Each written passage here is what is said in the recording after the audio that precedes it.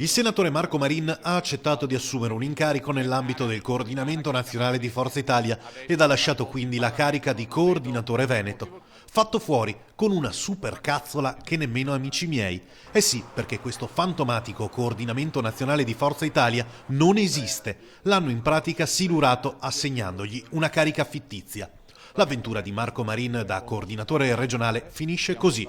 Al suo posto, come commissario, arriva quell'Adriano Paroli che su Padova aveva sostituito il fu commissario Simone Furlan, ritornato anche lui nel fantomatico coordinamento nazionale. La base, almeno una parte consistente, compresi gli ex amministratori Mosco, Lodi e Turrin, festeggia.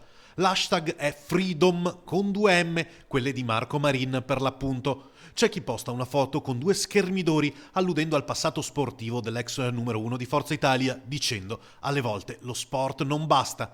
Più sofisticata la vignetta dell'azzurro Enrico Turrin con scritto in guardia. Si chiude con le citazioni: più in alto si innalzano, più forte sarà lo schianto.